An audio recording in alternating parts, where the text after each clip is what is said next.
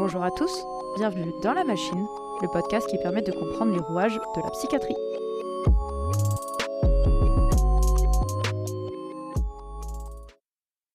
Bienvenue dans le deuxième épisode de DLM. Dans ce nouvel épisode, nous allons être accompagnés de Romuald qui va nous expliquer sa maladie. Ensemble, durant 40 minutes, nous allons parcourir son chemin de vie avec des hauts et des bas, mais surtout un super projet qu'il vous expliquera à la fin. Alors, bonne écoute! Bonjour à tous, bienvenue dans le deuxième épisode de DLM. Je suis accompagnée de Romuald aujourd'hui pour le deuxième épisode. Bonjour Romuald. Bonjour. Je suis très contente que tu puisses faire partie de ce deuxième épisode parce que tu as un parcours qui est très intéressant. Et du coup, je vais pouvoir te laisser te présenter pour commencer. Alors dis-moi tout. Alors moi c'est Romuald, j'ai 25 ans et je suis animateur-éducateur dans une association de l'aide sociale à l'enfance. D'accord, tu fais ça depuis combien de temps du coup ? Ça fait maintenant 2 ans. Ok, super. On pourra revenir dessus tout à l'heure pour comprendre par où tu es passé pour en venir jusque-là. Pour commencer ce premier épisode, je voulais savoir du coup de quelle pathologie tu veux nous parler aujourd'hui. Alors moi je suis bipolaire. D'accord. Et bipolaire de type 1. Ok.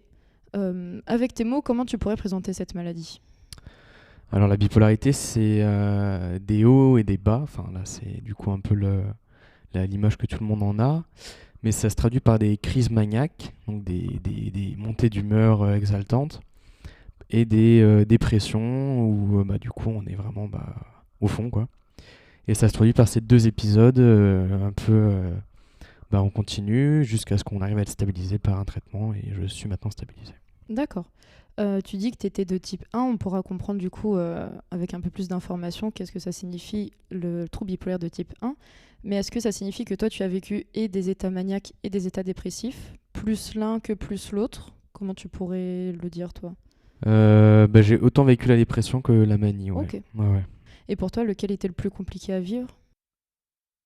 La dépression, quand même. Ouais. Parce que la manie, c'est un moment de joie, d'exaltation, on se sent hyper fort, donc c'est plutôt... Enfin, c'est pas désagréable comparé à la dépression qui est...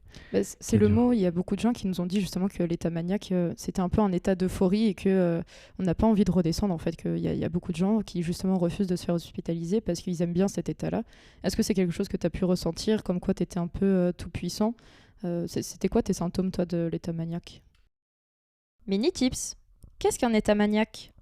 Aussi appelé up ou la manie, c'est un état d'élévation de l'humeur marqué par une hyperactivation cérébrale initialement productive, puis souvent désorganisée.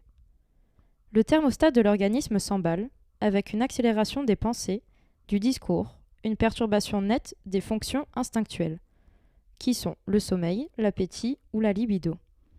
Il y a aussi une réduction du besoin de sommeil avec une hausse paradoxale de l'énergie. Les émotions sont décuplées et l'humeur est exaltée. La durée minimale d'un épisode maniaque est de 7 jours. Mes symptômes de l'état maniaque, c'était de l'hypersexualité. Je ne dormais plus. D'accord. Je ne dormais plus et j'avais des idées délirantes. D'accord. Pas mal ésotériques. Du coup, ma mère s'en est vite aperçue et du coup, suite à cet état, j'ai été hospitalisé à Ulysse, à Libourne. D'accord. Et ces épisodes délirants, ça avait commencé vers quel âge, si tu as souvenir ? Alors moi, ça a commencé à 17 ans. D'accord. Quand j'étais au lycée et ça s'est traduit par une décompensation psychique. En fait, ça a été très rapide. Pour ceux qui ne savent pas, une décompensation psychique, c'est la détérioration rapide d'un organe. En l'occurrence, moi, c'était le cerveau.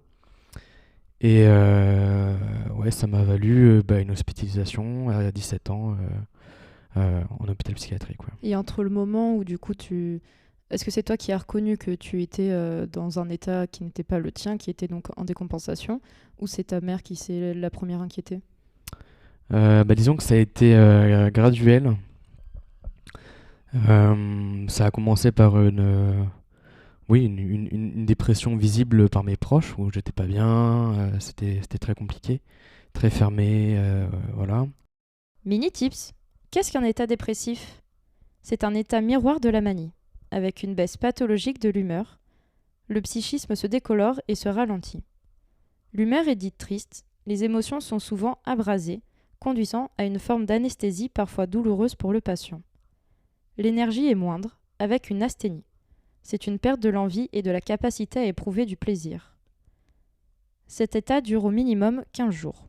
Et donc à ce moment-là, j'ai été accueilli à Libourne en, en hospitalisation, enfin voilà, normale, pas psychiatrique, et je devais être transféré au centre Abadi. Au centre Abadi, voilà, c'est un lieu qui accueille les mineurs en dépression. D'accord. Mais moi, mon état s'est extrêmement dégradé, je suis devenu agressif. À l'hôpital Ouais, à D'accord. l'hôpital pédiatrique. Et du coup, à partir de ce moment-là, les Abadi ne prenaient pas les jeunes violents, donc j'ai été envoyé en psychiatrie. Et cette agressivité, elle était due à de la peur, à de l'incompréhension, ou c'était typiquement un symptôme de la maladie à ce moment-là? C'était un symptôme de la maladie, ouais. D'accord. Ouais. Et tu t'arrives à te souvenir du coup de cette première hospitalisation? Est-ce que tu as compris pourquoi tu y étais? Ou encore à ce moment-là, tu étais tellement dans un état autre que le tien que tu t'es dit, je suis là, mais en fait, je suis pas malade, je comprends pas pourquoi ils veuillent ça. Disons que comment je suis arrivé déjà à l'hôpital, on m'a mis dans une petite pénombre D'accord. durant quelques jours pour vraiment que je puisse me recentrer sur mon état. Et une fois que j'en suis sorti, c'est vrai que comme je me rappelais pas du tout de ce qui s'était passé, je savais pas pourquoi j'étais là. Et donc s'en est suivi plusieurs hypothèses que je vivais là-bas. Ça s'apparentait du coup à des délires, quelque chose qui sortait de la réalité. Et mais au fur et à mesure, ma mère est venue me voir tous les jours. On m'a vraiment soutenu dans ce combat. Et mes proches aussi venaient, mais moi régulièrement. Ma mère venait vraiment tous les jours. D'accord. Et au bout de 3 mois, ouais, j'ai réussi à sortir de l'hôpital, à avoir des sorties, à me repencher du coup sur l'extérieur. Mais ouais, 3 mois d'hospitalisation ouais. Au départ, je savais pas que j'étais là, pourquoi j'étais là, et c'est venu après, ouais. Ces 3 mois d'hospitalisation, c'était du coup à Abadi ou c'était à Ulysse? C'était à Ulysse. D'accord.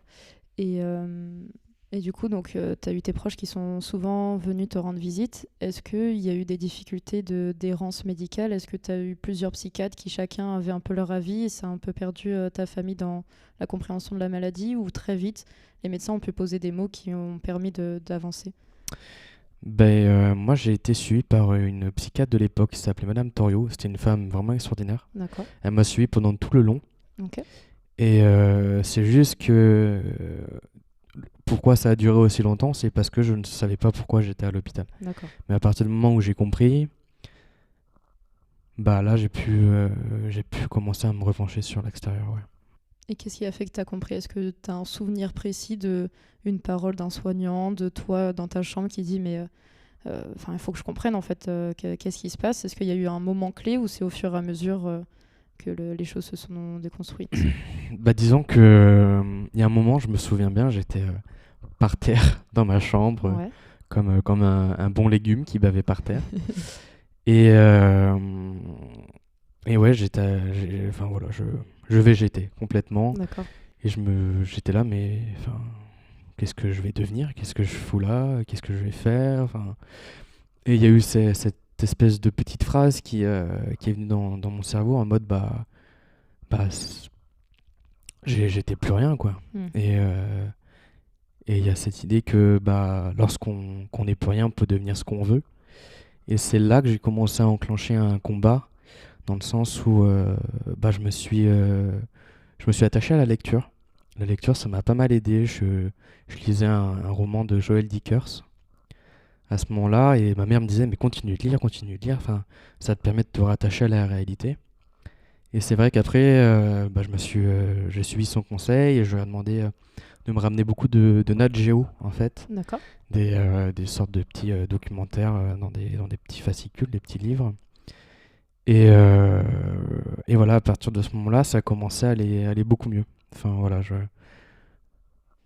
J'avais traversé, j'étais sur un autre pan, je commençais à remonter. Et c'est vraiment à partir de ce moment-là où je me suis dit, là, t'es plus rien, mon gars. Donc, Fais ce que tu veux, deviens qui tu veux, maintenant personne ne sait ce que t'es. Mais je pense que c'est une très bonne force justement de s'autoriser en fait à devenir la personne qu'on a envie d'être. Je pense que quand on descend très bas, en fait, on ne peut que remonter. Du coup, c'est souvent ce qu'on dit. Et je trouve ça très bien d'avoir eu le courage de pouvoir remonter la pente. Donc ça veut dire que pendant ces 3 mois d'hospitalisation à Ulysse, tu étais dans un état dépressif du coup ou un état maniaque? Plutôt dépressif. Plutôt dépressif. Ouais. Et est-ce qu'il y a eu d'autres épisodes qui ont fait que tu as dû revenir à l'hôpital? Après, non. D'accord. Après, quand je suis sorti, je continue mon suivi psychiatrique, mais j'ai rapidement repris le lycée. D'accord. Au contrario, on me disait peut-être redouble, parce que là, ça risque d'être compliqué, mais j'étais en première et je n'avais pas l'intérêt de redoubler la première. Je me suis dit, au moins, je redouble la terminale et au moins, j'aurai 2 fois le savoir du bac. Bon, pas manqué, du coup, j'ai redoublé, mais j'ai eu mon bac avec mention après derrière. Super, félicitations. Ouais. Et après, j'ai pu poursuivre les études que je voulais faire. Je me suis lancé dans un DUT carrière sociale, option gestion urbaine D'accord. et développement touristique. Super. Et ça s'est super bien passé. Et puis j'avais choisi ce cursus car à chaque fin d'année, on avait un stage à faire à l'étranger. Et le premier stage que j'ai fait, je suis allé dans une ferme de thé biologique au Népal pendant 2 mois. Incroyable. Ouais, c'était super. Et je continuais sur cette lignée en mode deviens ce que tu veux, donc fais ce que tu veux, fais-toi plaisir, profite quoi. Et puis après, 2e année, je suis parti en Inde, dans une ONG, où là je travaillais avec plein de volontaires internationaux, c'était hyper enrichissant. Et c'est après l'Inde que quand je suis rentré, là ça a rebasculé quoi. D'accord. Et tu mets ça sur le fait que tu es à l'étranger un peu dans une bulle à part et que le retour à la réalité un petit peu a été compliqué pour toi?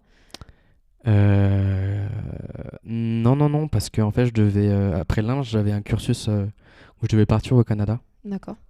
Pour poursuivre mes études. Mais l'autre penchant de la bipolarité s'est présenté. Et j'ai fait une crise maniaque, voilà, à ce moment-là, entre l'Inde et le Canada. Et du coup, j'ai été interné. Mais ouais, ils m'ont prescrit des médicaments. Là, c'était un peu le foutoir. Je suis sorti sous médicaments, mais je n'avais pas encore compris la pathologie. Enfin, il y a eu beaucoup d'erreurs médicales. Du coup, je suis revenu après en hôpital psychiatrique pendant 1 semaine. D'accord. Bon, ça n'a pas fait l'effet escompté. J'ai eu un traitement très, très compliqué. Je supportais plus les trajets en voiture. Ah oui, d'accord. Je me reconnaissais plus. T'avais beaucoup d'effets indésirables? Ouais. Et c'était quoi en particulier? C'était beaucoup de tremblements? C'était de la sédation? Un peu de sédation, ouais. Mais surtout des impatiences. Mini tips. Qu'est-ce que c'est les impatiences? Aussi appelé acathysie, c'est un effet indésirable courant et éprouvant des médicaments neuroleptiques. Il se caractérise par une agitation, un besoin de bouger les membres, souvent ce sont les pieds, ou une impossibilité à rester en place. Ça, c'est pour le corps entier. Ah oui, d'accord. Des impatiences insupportables, à ne pas réussir à dormir, Ouais, très dur. D'accord. Je pouvais pleurer des films. Donc ça veut dire que quand tu étais au Népal et après au Canada, tu prenais pas de traitement en fait à ce moment-là? En Inde, ouais. Oui, en Inde, pardon. Si. Je continue un traitement. J'étais sous Valium et citalopram. Ah oui, d'accord, ok. Mini tips. Qu'est-ce que le Valium? C'est un médicament anxiolytique de la famille des benzodiazépines, comme le Xanax ou le Seresta. Pour ce médicament, il faut faire attention au risque d'addiction et de dépendance. Et donc, question très bête, mais comment tu peux voyager avec des traitements? Est-ce qu'il faut une attestation? Il faut quelque chose? Tu peux te fournir là-bas en traitement? Je ne sais pas trop comment ça fonctionne en fait, parce qu'en France, du coup, on a la sécurité sociale, etc. Donc, il n'y a pas trop de soucis. À l'étranger, est-ce qu'on peut quand même voyager avec des traitements?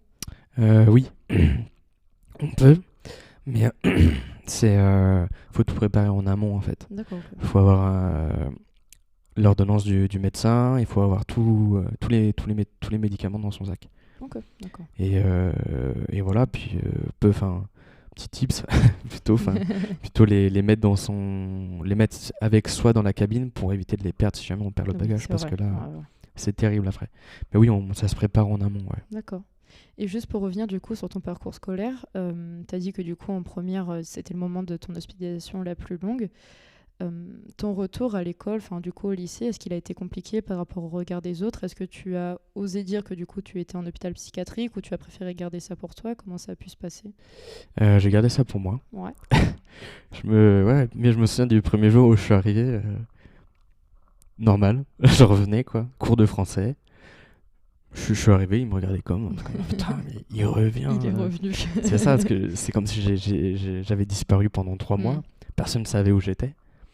Et je recevais quand même des messages de certains de mes camarades en mode bah reviens en cours et Mm. tout. Parce que là j'étais un peu en dépression. Enfin, ils voyaient que j'étais un peu en dépression, bon, c'était pas autant. Mais je suis revenu et toujours d'attaque en mode. Parce que même à l'hôpital, avant de sortir, enfin, il y avait une personne qui me donnait des cours de guitare, une qui me D'accord. donnait des cours d'histoire. Il y avait même un monsieur qui était un peu fort, du coup on faisait du sport ensemble, je le poussais. Enfin, et du coup quand je suis rentré, j'étais dans cette dynamique-là en fait, en mode bah de toute façon, enfin, je suis ce que je suis. Bien Enfin, sûr. donc, et je me souviens ouais, du premier cours que j'ai repris, bah, je répondais aux questions en français en mode bah, I'll be back. Je suis de retour. Du coup, c'était non, ça a été fluide plutôt. Ouais. Ah, tant mieux, tant mieux. Ouais. Et les professeurs, eux, étaient au courant ou pas? Mon prof principal, on l'a mis au courant. Et j'étais beaucoup en relation avec la CPE. D'accord. Parce qu'en fait, c'était la mère d'un de mes anciens amis. Et du coup, j'étais pas mal avec elle. Enfin, elle m'aiguillait pas mal au début. On voulait faire un emploi du temps aménagé et tout. Mais finalement, ça s'est pas fait. Mais après, non, mes profs. Mon prof principal a été mis au courant en premier. Et après, mes autres professeurs, voilà, parce que des fois, si ça allait pas, il fallait que je quitte le cours ou des choses comme ça pour qu'ils comprennent. Mm. Mais l'équipe pédagogique était. Non, ils ont été là. Enfin, présents en mode. Une fois, je suis sorti du cours de mathématiques et le prof était pas bien, ça va, Mm. Romuald et tout. Oui, tu as quand Mais même ouais. été accompagné Ouais. et on t'a soutenu dans tout cet état. Et en termes d'accompagnement, du coup, aussi pour rebondir, comment ta famille a pu réagir, surtout par rapport à l'état dépressif, parce que je pense que c'est compliqué en fait de réussir. On a juste envie de secouer la personne et de dire allez, ouvre les yeux, ça va aller, ce qui est évidemment pas utile parce que c'est une vraie maladie, l'état dépressif, la dépression. Comment ta famille a réagi et quels sont surtout les moyens qui t'ont toi aidé de la part de ta famille? Pas répéter la question. Ta famille, elle a réagi comment quand tu étais en état dépressif? Bah, elle était soutenante. Ouais, Elle était soutenante, c'est sûr. Après, moi, j'ai beaucoup de trous de ce moment-là. d'accord. Ok. J'ai pas beaucoup de. J'ai des souvenirs, mais pas dans le bon ordre ou des choses comme ça. Mon frère, il travaillait à Paris à ce moment-là. Il est descendu pour l'occasion, pour la Oui. dépression plutôt. Enfin, il est redescendu pour venir me soutenir. Mais ouais, pour eux, bah, ils me soutenaient jusqu'à ce que je puisse rentrer à Mm. Abadi. Mais D'accord, ok. ouais, mais ils étaient là, ouais. C'est eux qui ont pris la décision de t'hospitaliser, en tout cas Oui, qui ont fait la demande. ouais, ouais, Ok. Et l'hospitalisation à Ulysse aussi, c'était eux qui ont oui, demandé? ouais, D'accord. ouais, toujours. Donc tu avais été hospitalisé sous contrainte à Ulysse? Ouais, D'accord. ouais, ouais. Et ça, tu l'avais compris ou tu en as voulu à ta famille? Ah non. Non. Non, bah, toujours quand je suis rentré à Ulysse, j'étais dans des délires et après ça s'atténuait et je comprenais et puis voilà, je repartais pour. J'étais là pour du soin. Donc Ok. quand Non, mais j'étais c'est plus en super délire, je comprenais, ouais. C'est déjà un énorme pas en fait de comprendre dès le début de l'hospitalisation de pourquoi tu es là parce que c'est déjà un énorme travail de fait. Et donc tu dis que tu étais délirant, tu avais dit juste avant que tu avais eu des délires ésotériques. Est-ce que tu veux en parler davantage pour qu'on puisse comprendre un petit peu? Des délires ésotériques. Moi, je suis beaucoup intéressé par le bouddhisme. Ouais, Et c'est vrai qu'une fois, bah, dans mon délire, en fait, je suis parti à Périgueux. d'accord. J'étais à côté du centre d'Akpo Kagyuling. C'est un des plus grands centres bouddhiques en D'accord. Dordogne. Enfin, c'est en Dordogne, en Europe. C'est le plus grand centre d'Europe. Et j'étais allé à l'église de Saint-Front. Mhm. J'étais habillé en moine. Parce que voilà, du Népal, j'avais ramené des habits de moine. Et je suis allé dans l'église. dans l'idée de la nettoyer énergétiquement. D'accord. Voilà, donc là, c'était un délire, voilà, et le propriétaire de l'église, enfin, il me voyait crier partout, marcher là où il fallait pas marcher, ou des trucs comme ça, enfin. Et du coup, il a appelé la police. Il a appelé la police, et ils m'ont demandé qu'est-ce que je faisais là, et du coup, moi, je leur dis, bah, je viens de Dakpo qui est à Guling, pour nettoyer l'église ou quoi, et ils m'ont cru. D'accord. Ils m'ont dit, bah ouais, ok, ben on va quand même vérifier, ouvre le coffre de ta voiture, non, je montrais tout ça. Et... Enfin voilà, c'est dans cet ordre-là où je me sentais incarner un personnage un peu plus spirituel que Mm. d'habitude. Et ouais, Et donc ça, c'est vraiment quelque chose dont tu étais persuadé à ce moment-là. Et en fait, ça pouvait passer limite inaperçu parce que tu étais tellement ancré dans ton personnage que les gens pouvaient y croire en c'est fait. ça. La police, ils m'ont rien fait. D'accord. Et ils sont repartis, ils m'ont dit juste, je rentre plus dans l'église, et ils repartent, quoi, c'est tout. Mais ouais, Et est-ce que tu t'en rends compte à ce moment-là qu'il y a quelque chose qui n'est pas de l'ordre de ce qui tu es de d'habitude? Ou est-ce que tu es tellement dans ton délire que pour toi c'est vrai en fait? Enfin, les gens devraient te voir comme toi tu te vois. Tu arrives à faire cette différence au moment où tu es délirant ou tu es totalement dans ton délire et pour toi c'est la réalité? bah, quand on me montre comme ça, non. Hmm. Je voyais pas, j'étais vraiment dans mon délire. Mais j'ai appris avec le temps, où si ces idées commencent à arriver, j'en prends conscience. Et c'est comme parce que la méditation aussi m'a beaucoup aidé dans ce retour à moi-même. Euh, Bah, l'idée est arrivée, je l'analysais, voilà, je le comprenais, mais je m'y attachais pas. Voilà, c'est dans l'idée que c'est comme la méditation pleine conscience où on fait passer les idées et on s'attache pas. Du coup, c'est juste une pensée et ça nous incarne pas. C'est comme ça, C'est du coup, super que... intéressant. Et c'est quelque chose que tu fais encore maintenant, la Oui, méditation? Et du coup, est-ce que c'est ça qui t'a permis de réussir à faire la différence entre des idées qui pouvaient être délirantes et ta personnalité et tes propres idées à toi? Bah, pas pour la première hospitalisation, mais plus pour la dernière, en fait. D'accord. Parce que après ma première hospitalisation pour crise maniaque, j'ai été réhospitalisé un an après parce que le traitement ne marchait plus.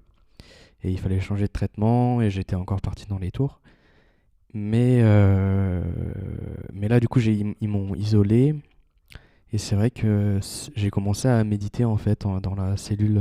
En chambre d'isolement? Ouais, je me souviens que j'avais une couverture. Je m'étais mis en couverture dans un coin et je méditais, Pachamama, enfin un truc au Pérou, D'accord. nanana. Et même pendant l'hospitalisation, après, je me souviens, je me mettais tous les jours devant un tournesol. C'était comme pour moi un soleil et je me nourrissais de sa lumière tout en méditant, tout en me posant. Et je pense que ça a pu m'aider plus facilement à repartir en moi-même. Ouais. D'accord. Et pour toi, cette étape-là où tu pouvais te mettre devant un tournesol, est-ce que c'était encore un état délirant ou c'était vraiment tes propres idées et ta personnalité à toi? Je pense que c'était une transition entre les deux. D'accord. Ouais. C'était un peu un mélange, mais au fur et à mesure, tu as réussi en fait à mettre le délire au loin de toi et de revenir à toi-même en Ouais, fait. ouais. Les traitements durant l'hospitalisation, est-ce que tu les as trouvés lourds? C'était quoi ton ressenti par rapport à ça? Bah oui, tout au début, ils sont tout Ouais. le temps super lourds. Enfin, tout au début, ils nous couchent tout le temps, mais après, au fur et à mesure, voilà, ils sont épurés et ils nous conviennent à la sortie. Puis même après la sortie, on peut encore les diminuer, quoi. Moi, ce qui m'intéresse aussi comme point de vue, c'est que quand tu es hospitalisé en état maniaque, donc dans cet état un peu d'euphorie où tu peux être délirant et dont tu es persuadé que c'est toi-même, tu arrives à l'hôpital et puis on te dit, bah, en fait, là, vous n'êtes pas dans votre état normal, il vous faut des traitements, voire une chambre d'isolement. Comment tu réagis au fait que pour toi, tout est normal et on t'apporte des traitements? Est-ce que tu fais suffisamment confiance aux soignants pour prendre les traitements, même si pour toi, ils ne servent pas, ou au début, tu as refusé et tu t'es dit, bah non, j'en ai pas besoin? Voilà, c'est la toute première hospitalisation, j'ai refusé quand j'étais en dépression. D'accord. Après, je connaissais voilà, Ulysse et les infirmiers. Donc c'est vrai que je leur ai fait plutôt confiance et j'ai pris les médicaments qu'ils me donnaient D'accord. dans les autres hospitalisations. Du coup, en tout, tu as eu combien d'hospitalisations? J'en ai eu 4. Donc la dépression, puis la manie, puis après j'ai eu une semaine où je me suis auto-hospitalisé, enfin sous les demandes D'accord. de ma mère pendant une semaine. D'accord. Et après, il y a eu encore un état maniaque après. Donc Qui n'a 4 pas hospitalisations. nécessité. Ah, c'est qui a Si, ouais. nécessité, ok. Mm. Et donc la dernière, tu avais quel âge? Alors c'était il y a 3, 4, 21, je crois, 22, un Hmm. truc comme ça. Ok. Et est-ce que quand tu te fais hospitaliser, tu vis ça comme un échec ou tu vis ça comme un tremplin? C'est quoi les premières pensées que tu as quand tu reviens à l'hôpital? Bah, c'est toujours un combat pour sortir à D'accord. chaque fois de l'hôpital.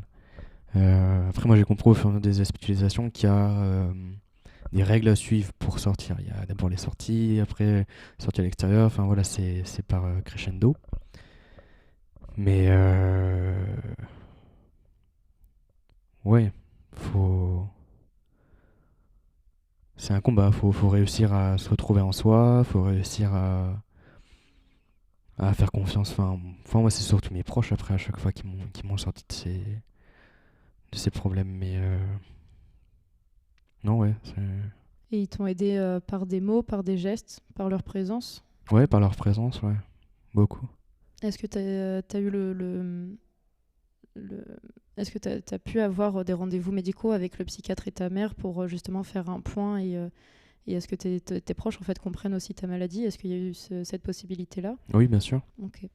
Et, euh, et tes proches ont de suite compris la maladie ou au début c'était compliqué aussi pour eux de pouvoir analyser les prodromes, les premiers symptômes comment ça se passe pour tes proches à ce moment-là?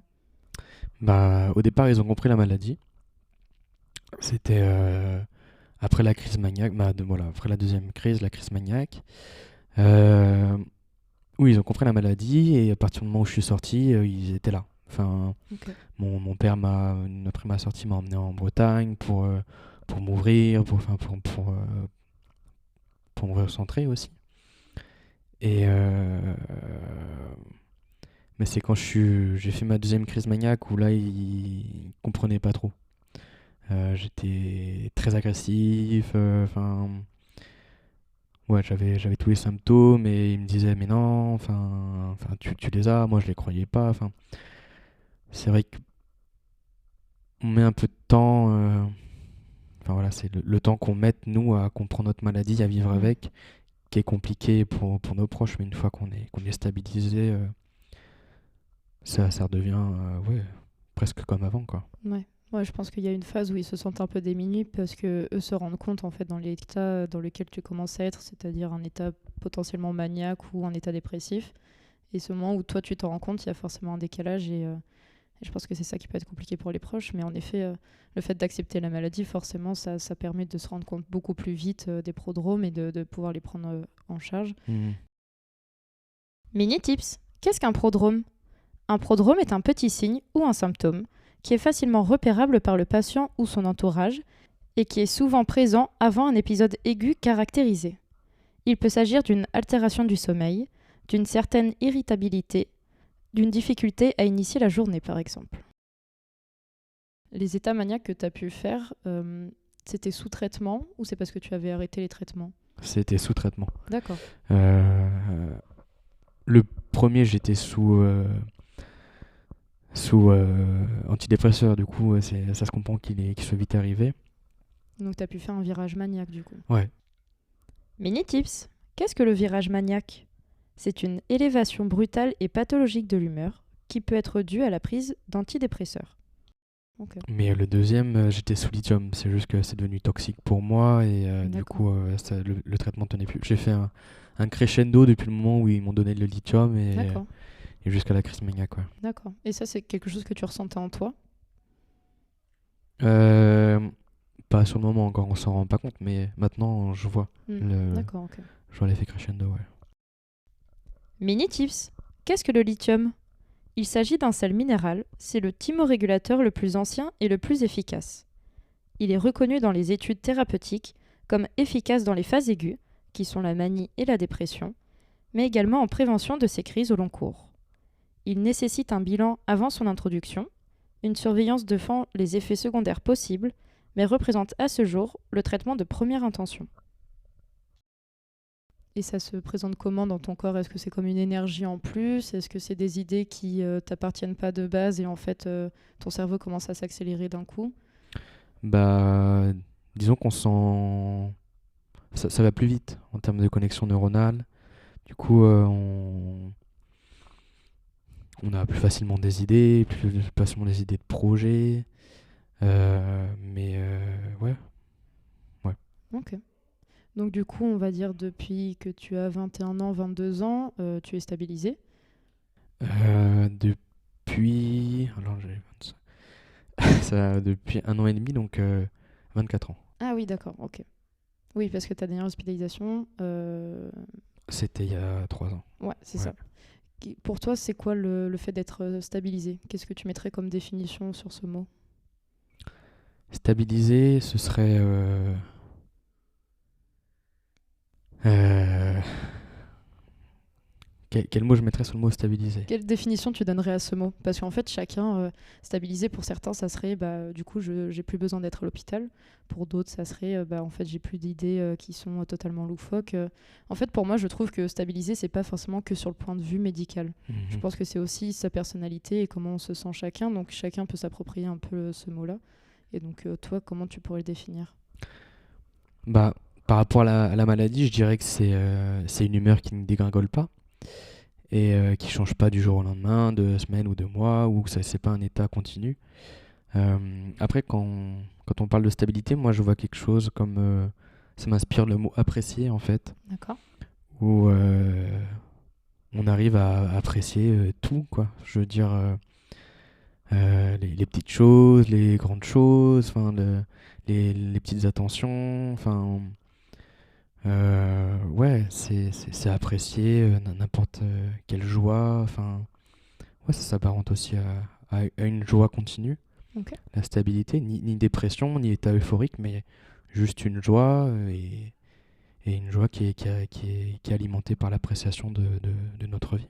Et je pense que c'est à mettre en avant justement que même si on est stabilisé d'un trouble bipolaire, on peut tout à fait ressentir des émotions. En fait, Oui, ça inhibe pas du tout les émotions et je pense que c'est quelque chose que les gens n'ont pas encore en tête parce qu'ils confondent beaucoup les deux. En fait, ils pensent que c'est des émotions qui sont fortes quand on n'est pas stabilisé, justement, qu'on est en décompensation, alors que en fait, même sous traitement, on peut tout à fait avoir des émotions et c'est important de le oui. mettre en avant. Donc ça veut dire que actuellement, du coup, tu es stabilisé, tu as encore un lien du coup avec le monde médical par des hôpitaux de jour. Ouais. Est-ce que tu peux présenter un petit peu ce genre de structure? Bah, l'hôpital de jour, déjà c'est différent d'une hospitalisation complète. Bah, on y va à terme régulier et pour y faire des ateliers avec d'autres personnes atteintes d'une maladie mentale enfin de problèmes mentaux. Il y a plein de sortes de malades. Mais on est là pour sortir un peu de notre maladie, de notre quotidien et d'être avec des gens qui nous ressemblent, qui nous comprennent. Et on fait des ateliers. Moi, par exemple, je faisais un atelier théâtre. D'accord. Je fais aussi un atelier musique où on fait des karaokés, on partage des sons qui nous animent, on fait des blind tests, enfin voilà, c'est très ludique.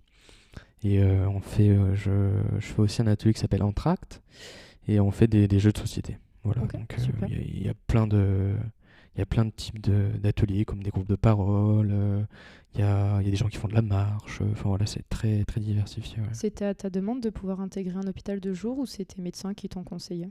C'est mon psychiatre, ouais. Parce que j'avais fait de l'éducation thérapeutique à Charles Perrin, au centre expert bipolaire. Et c'était pas ouf. Du coup, mon psychiatre, il m'a proposé de venir à Béthanie, voilà, c'est l'hôpital de jour pour poursuivre l'éducation thérapeutique, mais avec un autre groupe. Et c'est Hmm. là qu'il m'a parlé de l'hôpital de jour, des D'accord. ateliers, et je me suis dit, ouais, je me suis investi, ouais. C'est quoi qui t'avait pas plu au centre expert? Euh, Ce qui m'avait pas plu, c'est que bah, c'était venu en fait d'une discussion où on parlait de médecine alternative. D'accord. Et c'est vrai que moi, pour soigner ma bipolarité, je suis passé par une médecine alternative et la psychiatre qui nous faisait du coup les, euh, les ateliers, bah, elle était pas trop d'accord Hmm. avec ça. Et Ok. du coup, voilà. Elle avait une vision un peu plus fermée que toi par rapport aux soins et Ouais, voilà. fallait que ça aille un peu dans son sens, quoi. Ouais, et puis j'étais pas tout seul. Enfin, du coup, il y avait deux jeunes comme moi et puis une personne un peu plus âgée. Mais nous trois, on était d'accord face à elle et ça a fini où elle a appelé nos psychiatres parce qu'elle disait qu'on était un peu up. Ah, d'accord, ok. Ouais, ouais, ouais. Ok. Donc on s'est quand même excusé, mais ouais, et Ça puis avait pas matché en effet. non, non, mais ouais, mais à partir de ce groupe, on a fait, enfin, l'éducation thérapeutique m'a permis de connaître des gens du coup avec la même pathologie que moi, et on forme maintenant un groupe tous les trois, enfin les trois jeunes de l'éducation thérapeutique, on D'accord. s'appelle les bipolol. D'accord. Et on se voit régulièrement pour faire un point, parce qu'on aime bien se voir, on aime bien parler de nos pathologies ouvertement, du coup, entre nous. Et c'était vraiment le contact que moi je recherchais en faisant du coup ce type en faisant de l'éducation thérapeutique. Et voilà, donc ça m'a bien enrichi. C'est Ouais. super intéressant. Je pense que ça permet justement en effet de retrouver des personnes qu'on peut appeler des pairs. Du coup, c'est des personnes qui nous ressemblent. Et je pense que c'est quelque chose qui manque justement en France. On a peu, il existe des associations, mais on en a quand même peu. Et pourtant, c'est primordial, même pour les proches, les familles. Il faut pouvoir s'entourer de personnes qui puissent nous comprendre pour pouvoir avancer. Et c'est super si tu as pu rencontrer ces personnes-là. Ouais, ben à ce niveau-là, ça me fait penser, il y a un jeune pareil, il est un peu plus âgé que moi, mais il a lancé la Maison Perchée à Paris. D'accord. Il a été médiatisé un peu par Brut et Combini, il s'appelle Maxime Pérez-Vogel. D'accord. Et il a ouvert, donc ça s'appelle la Maison Perchée, et c'est un lieu de transition parce que lui, il avait pas, quand il est sorti de l'hôpital, il a voulu créer la structure qu'il n'a pas eue. Ok. Et du coup, je crois qu'ils sont deux bipolaires, un schizophrène et une personne qui n'est pas malade mentale. Et ils accueillent du coup pas que des jeunes, mais des gens voilà, qui ont besoin, D'accord. entre-temps, de cette sortie ou faire une transition avant l'hôpital de jour. Et c'est un lieu d'hébergement du coup? C'est un lieu de rencontre. D'accord. C'est pas d'hébergement, c'est un sorte de café où ils viennent discuter. Ouais. Non, c'est bien qu'il y ait des initiatives comme ça qui soient prises, surtout par des personnes, en effet, comme tu dis, des personnes qui n'ont pas eu ce recours à ce genre de lieu et qui osent le créer. Ouais, c'est Je ça. trouve ça hyper intéressant. Et donc, juste pour revenir sur l'éducation thérapeutique, tu dis que toi, tu étais intéressé par des médecines parallèles. Est-ce que tu as un exemple par rapport à ça? Ouais, il y a par exemple l'épigénétique. D'accord, qu'est-ce que c'est? C'est une recherche du coup à travers les gènes, notre ADN. D'accord. Et c'est une médecine du coup qui existe là bien. Et c'est du coup la transmission de nos aînés, enfin voilà, qui viennent de notre arrière-grand-père, enfin voilà, de nos générations. Et des fois, il y a des trucs qui cassent dans les gènes et il y a on passe soit par des énergéticiens, soit par D'accord. oui, moi je suis passé par une énergéticienne pour travailler ce penchant-là. Et c'est vrai que je pense que voilà, c'est quelque chose à cumuler dans le sens où on soigne, on soigne le corps à travers les médicaments, mais il y a quelque chose de. C'est comme si on soignait aussi l'énergie de notre corps, enfin quelque chose de. Enfin voilà, c'est un tout. Les deux, je pense qu'on peut pas. Ça peut se compléter en effet. Voilà, c'est ça. D'accord. Et comment tu as découvert ça? Quelqu'un t'en a parlé ou c'est toi en faisant des recherches? Disons que c'est un peu familial parce qu'on a un peu penché tous énergie dans ma famille, surtout ma grand-mère. Et moi, je me suis formé en Reiki et en réflexologie plantaire aussi, D'accord. qui sont deux autres médecines alternatives.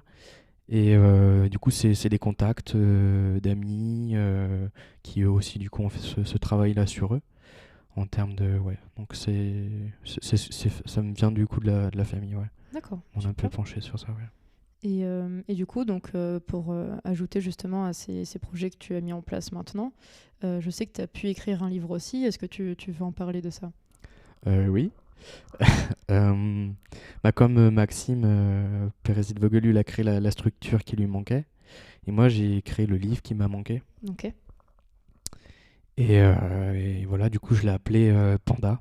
Je l'ai appelé Panda par rapport à cette métaphore du pelage de l'animal entre la dépression noire et le penchant blanc pour la manie.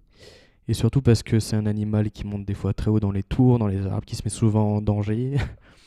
Et pour moi, voilà, la métaphore du panda, j'explique que j'ai donné naissance à un panda et que je grandis avec lui, j'apprends à vivre à ses côtés. Et ça m'a vachement aidé déjà, d'une, pour faire un point sur mon histoire et et comprendre un peu pourquoi je suis passé par certaines étapes. Et à la fois, ça me permet aussi d'aimer ma maladie aussi, parce que on dit beaucoup, c'est la bipolarité, c'est enfin, un combat, mais moi, le mot combat, ça me gêne, en fait, parce que D'accord. c'est une partie de soi. C'est comme si on combat une partie de soi, donc c'est pas quelque chose très logique pour moi. Du coup, c'est plus quelque chose à accepter. Mhm. Et le fait d'avoir créé ce petit animal à, à côté de moi, ça m'a permis de plus facilement accepter la maladie et de faire un point grâce au livre. D'accord. Et là, du coup, tu en es à quelle étape de ton livre? Là, j'ai terminé d'écrire. Mon psychiatre a fait la préface, mon psychologue a aussi travaillé, a fait des témoignages et la fin aussi, mes proches témoignent. Et je suis à l'étape de l'édition. Voilà, j'attends. D'accord. J'ai envoyé mon manuscrit à plusieurs éditions et j'attends du coup des retours. C'est un super projet en tout cas. Félicitations d'avoir mis ça en place parce que t'as mis combien de temps du coup pour l'écrire ce livre? 2 ans. Ouais, donc c'est quand même un projet qui dure depuis un petit moment. Mais super, écoute, dès que ça sera sorti, moi j'en parlerai aussi. Je trouve ça super intéressant d'avoir un retour justement de quelqu'un qui a pu avoir ton vécu. Donc là, c'est-à-dire que maintenant tu es sorti de l'hôpital, tu as ta vie à toi, tu as ce projet de livre, tu as ce projet suite à tes études, du coup, tu exerces quel métier maintenant? Maintenant, je suis éducateur animateur Ok, dans une association d'aide sociale à l'enfance et c'est un projet familial. Enfin, on travaille en famille. Bon, là, on accueille les enfants le week-end et les vacances scolaires et on leur fait faire des activités, on les remet à leur place d'enfant pour qu'ils puissent profiter un peu de leur insouciance. Et ouais, c'est très enrichissant de travailler déjà avec de l'humain, mais en plus avec des enfants. Ça aussi, ça demande aussi de retrouver une relation un peu avec son enfant intérieur et de se pardonner ou de super. comprendre un peu quel enfant on est encore aujourd'hui. Et je pense que dans ton parcours à toi, on ressent vraiment que le soutien familial, ça a été une accroche très importante et que encore maintenant, vous travaillez en famille. Enfin, je trouve ça important de le mettre en avant où en effet, c'est vraiment quelque chose qui est très important pour des personnes qui puissent vivre une maladie et des hospitalisations parce que ça permet d'avancer davantage plus vite. Mais c'est très courageux en tout cas et c'est super d'avoir une famille aussi proche que la tienne, donc c'est Ouais. chouette. C'est vrai que j'ai de la chance à ce niveau-là. Mais tant mieux. Ouais. Pour finir cet épisode, moi j'ai une dernière question. Est-ce que actuellement tu te sens heureux? Oui. Ok. Ouais, C'était ouais. un oui franc, hein. On peut le sentir que là, Ah oui, oui. il n'y avait Ouais, pas ouais. d'hésitation. Tant mieux. Ouais, ouais. Et qu'est-ce que tu mets derrière c'est quoi ta définition d'être heureux pour toi? D'apprécier en fait, comme d'apprécier les choses qui sont là. C'est vrai que j'ai pas tout ce qu'on peut avoir dans notre vie, mais on peut pas tout voir tout en même temps. Du coup, il faut se concentrer sur les choses qu'on a déjà. Moi, j'ai ma famille, j'ai des amis. Moi, j'ai pas encore de copine, mais bon, ça Ça va viendra. venir, ça va venir. Je suis en bonne santé, j'ai des projets. Bah, voilà, je suis heureux. Ouais. Super. Et est-ce que tu as un mot pour des personnes qui sont peut-être encore dans des phases un peu compliquées de leur maladie, de leur parcours? Qu'est-ce que tu aimerais leur dire? Bah, il y a une phrase qui, la première fois que je suis sorti de l'hôpital, que j'ai dit à ma mère, c'est véridique, avant de passer la barrière. C'était ce qui est incroyable dans notre vie n'est pas le fait d'être ce que l'on est, mais ce que nous sommes devenus avec l'histoire que nous avons vécue. Du coup, on peut tous être à un moment à avoir la même place dans la société, enfin être quelque part au même endroit avec une personne. Mais tout ce qu'on a vécu déjà en amont, bah, l'autre personne ne l'a peut-être pas vécu. Et du coup, faut se munir des problèmes qu'a pu apporter notre vie en les transformant en opportunités. C'est pas facile, hein, mais, euh, mais dire qu'on est capable, ouais. Ok, super. C'est vraiment réussir à faire une force les difficultés qu'on a pu avoir et de le retourner pour vraiment pouvoir avancer. C'est ça. Mais super. Mais en tout cas, merci beaucoup de m'avoir accompagné pour ce deuxième épisode. Avec plaisir. Je pense que c'est un parcours qui est très intéressant et je te remercie du coup d'avoir bien voulu le partager. J'espère que ton livre va pouvoir sortir. Tu me tiendras au courant de ça. Ouais. Et puis, bonne continuation du coup. Bah, merci. C'est donc la fin de ce nouveau épisode du podcast DLM. J'espère que cela vous aura plu et que cet échange vous aura permis de comprendre un peu plus cette thématique. Je tiens à remercier Théotime Sergent pour le montage audio, Emmanuel Ricard pour le graphisme et l'identité visuelle, ainsi que Antea Lovisolo pour la communication. Merci à cette équipe de me suivre dans cette aventure et qui continue à croire en ce projet, ainsi que le centre hospitalier de Libourne qui nous soutient et nous accompagne. La psychiatrie est pour moi tout un monde qui ne mérite qu'à être connu. Ce podcast est donc une porte ouverte pour vous, chers auditeurs, à mieux comprendre cet univers. Alors un grand merci à tous ceux qui osent prendre le micro avec moi pour raconter leur parcours. Et si cela intéresse certains de vous les auditeurs, n'hésitez pas à nous contacter sur les réseaux sociaux, dont la page Instagram dans la machine.pod et la page Facebook dans la machine podcast. Et enfin, n'oubliez pas de vous abonner pour suivre ce projet. À bientôt!